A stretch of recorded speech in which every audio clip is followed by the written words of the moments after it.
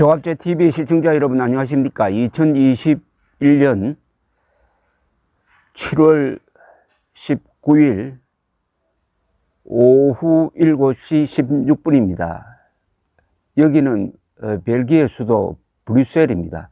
브뤼셀에서 제가 지금 방송을 해드리고 있습니다. 브뤼셀에서 여기저기 다니면서 느끼는 것은 이 세상이 얼마나 국제화되어 있느냐 하는 점입니다. 브뤼셀은 EU, 유럽연합의 수도로 불립니다. 물론 공식 명칭은 아니죠. 이 EU와 관계된 기관이 여기 많습니다. 특히 EU 집행부가 여기 있습니다. 나토 본부도 여기 있습니다. 그래서 브뤼셀은 세계에서 국제화된 도시로 치면은 아마 뉴욕이라든지 제네바라든지 또는 비엔나 같은 나라와 어깨를 겨누면서 아주 다양한 국가 이익을 이렇게 조정하고 하는 그런 분위기의 도시입니다. 그런데 이게 처음이 아닙니다. 브뤼셀은 16세기에 한때 어떻게 보면은 세계의 중심이었던 적이 있습니다. 16세기에 이 칼이라고 그러죠. 칼 5세, 신성 로마 제국 황제입니다. 칼 5세가 합스부르크 왕조의 이 영토를 이어받아 가지고 스페인까지 포함해서 스페인 그리고 지금 베네룩스로 알려져 있는 네덜란드, 벨기에, 룩셈부르크 지방, 영어로는 보통 로우 칸츄리라고 합니다. 저지대 지역, 그리고 이탈리아의 상당 부분, 이탈리아 남쪽, 시실리 이런 곳뿐만 아니라 스페인이 당시에 아메리카 대륙을 경영하고 있었으니까 지금의 페루에 있던 잉카 제국, 멕시코에 있던 아즈테크 제국을 무너뜨리고 본격적으로 식민지를 만들고 있던 그런 나라를 모두 통틀어서 지배하던 그런 시절이 있었습니다. 그게 16세기 중반인데 그때 칼 5세가 겐트라는 데서 태어났습니다. 브뤼셀에서 북쪽에 있습니다. 그리고 주로 브뤼셀에 궁전을 두고 거기서 여기저기 떠돌아다니면서 이 유럽을 지배를 했던 적이 있습니다. 물론 프랑스는 거기에 저항을 해서 당시에 오토만 투르크의 슐레이만 대제와 손을 잡고 이 칼 5세와 대결했던 그 시대에 한때 브뤼셀이 수도였던 적이 사실상 수도입니다. 사실상 수도였던 적이 있습니다. 이런 분위기 속에서 이 기사를 검색을 하다가 보니까 이 문재인 대통령이 도쿄올림픽에 불참하기로 했다는 그 뉴스를 여기서 접하니까 참 이상하게 보입니다. 속 좁아 보인다고 그럴까요? 이 유럽의 예를 들어서 미안합니다만 유럽이 그래도 국가 발전 단계로 보면 가장 높은 단계에 와 있습니다. 부족국가, 고대국가, 민족국, 그러니까 국민국가죠. 네이션 스테이트 단계를 지나서 각 국가가 연합을 하는 국가 연합 단계. 그 다음 단계는 세계 정부가 되겠는데 그건 UFO의 실체가 정말 확인돼 가지고 외계로부터의 압력에 전 인류가 단결해야 된다는 인식에 도달하면 그 단계까지도 갈지 모르겠습니다만은 이 유럽이 가장 많은 전쟁을 치르고 하다가 보니까 외교가 가장 발달했습니다. 그래서 이 브뤼셀에서 새삼 한국의 문재인 정부의 외교가 얼마나 수준이 낮은지 얼마나 원초적인지 하는 것을 새삼 느끼게 됩니다. 여기 앉아 있으니까 그렇다는 이야기입니다. 지금 정상회담이라는 것을 뭔가 우리나라에서는 정상회담 하면 언론이 국빈 방문이다 그럽니다. 국빈 방문, 스테이트 비지트라는 말인데 국빈 방문하면은 격식을 갖추고 이러죠. 유럽 같은 나라에는 국빈 방문 그런 말 별로 쓰지 않습니다. 그냥 필요하면 언제든지 전화로 연락해서 만나고, 뭐 의장대 행사라든지 이런 거 다 생략하고 실무적으로 만나고, 그것도 수시로 만나고 하는 이런 것과 비교해서 한일 정상회담을 무슨 기념비적인 걸로 만들려고 이렇게 벼르다가 만족하지 못하니까 올림픽에 안 간다는 게 이게 무슨 자랑입니까? 아니, 올림픽이 어떻게 만들어졌습니까? 고대 올림픽은 그리스에서 전쟁을 하다가 이 올림픽 기간만큼은 우리 전쟁하지 말자고 한 게 이제 고대 올림픽이고, 그 정신을 되살린 게 프랑스의 구텐베르크라는 분 아닙니까? 그래서 올림픽만은 이제 이념을 넘어서, 종교를 넘어서 화합을 하자. 그게 바로 서울올림픽 정신 아닙니까? 서울올림픽은 분단국가에서 이루어진 최초의 올림픽 아니었습니까? 그때는 아직도 냉전이 계속되고 있는데, 서울을 올림픽 개최지로 이렇게 해준 것만 해도 사실 얼마나 고마운 일이었습니까? 국제사회에서.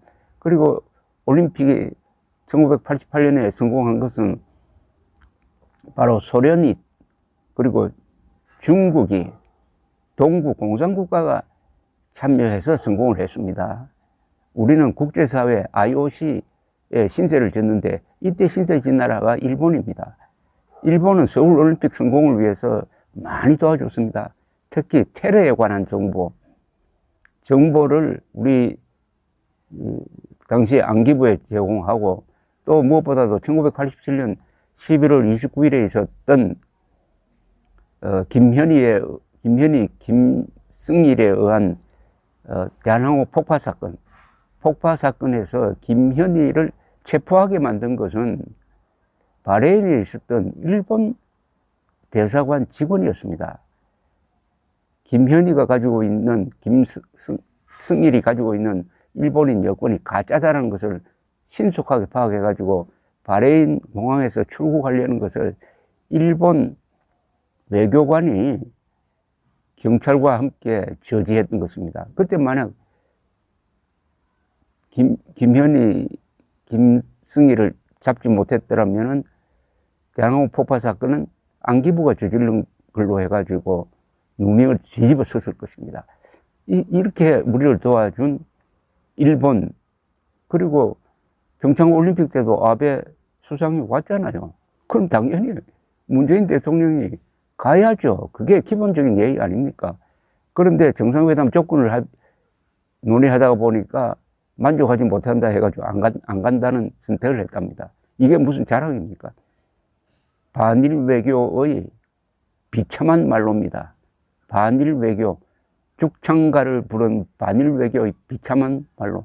죽창가는 무슨 뜻이냐? 이미 낡아 빠진 가짜 민족주의를 앞세운 이른바 징용공 배상 판결이라는 국제법을 위반한, 한일 청구권 협정을 위반한 엉터리 김명수 대법원장의 엉터리 판결이 결국 문재인 정권을 발목을 잡고, 자승자박이죠.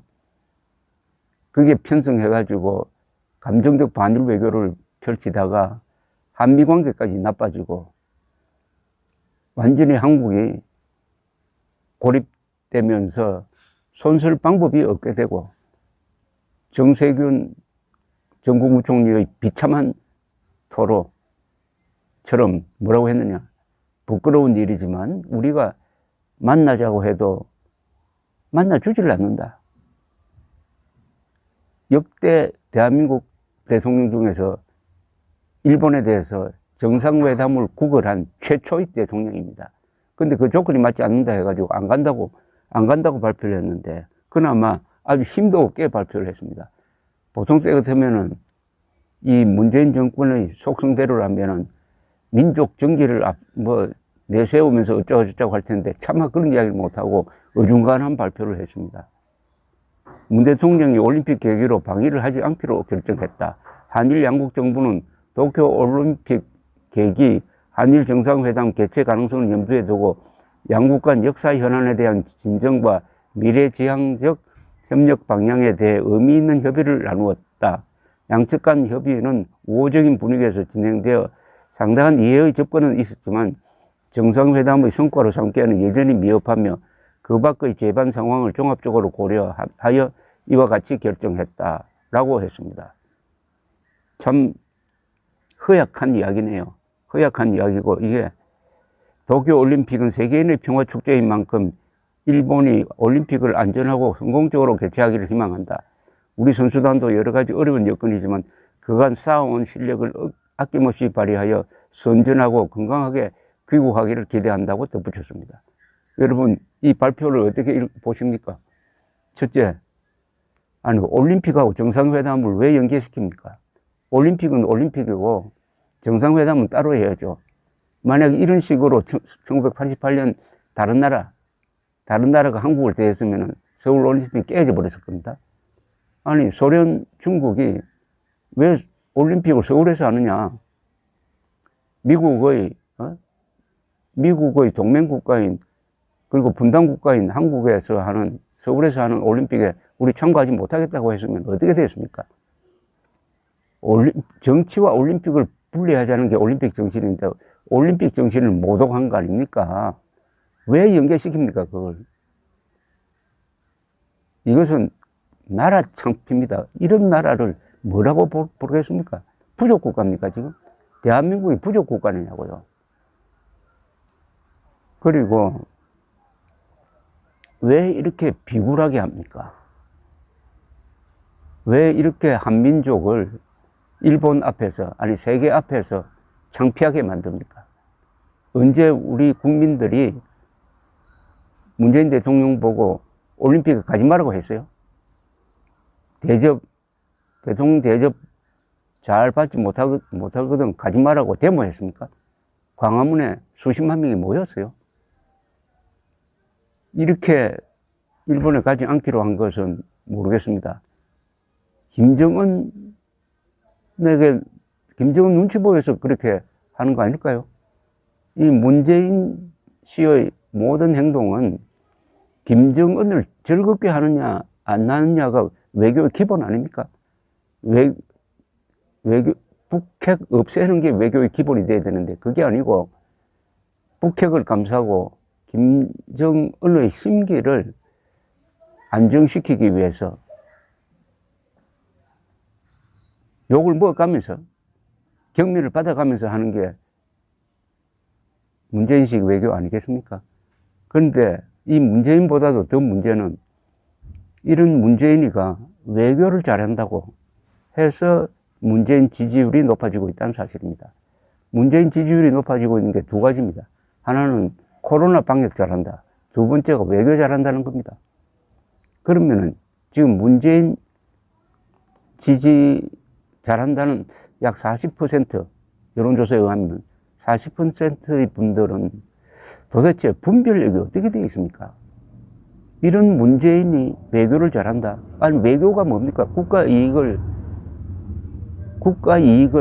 지키는 것이고 국민의 안전을 지키는 것이 외교의 주 기준 아닙니까? 우리 국민이 떳떳해졌습니까? 우리 국민이 보호를 받았습니까? 우리 국민을 사살한 김정은으로부터 사과를 받았습니까? 그렇게 해놓고 왜 북한에는 그렇게 조져지면서 우리의 동맹국인 미국에 대해서는 왜 그렇게 당당하죠? 그러니까 일본에 대해서는 왜 그렇게 이렇게 무리하게 합니까? 모든 게 문재인의 사상, 반대한민국적 사상, 반문명적 사고체계에서 빚어진 것이라고 생각을 합니다. 다음 3월 9일 국민들이 분노 투표로서 이 반국가적이고 반헌법적이고 반문명적인 세력을 정리하지 않는다면은 대한민국 국민은 문재인 수준으로 평가되고 말 것입니다. 감사합니다.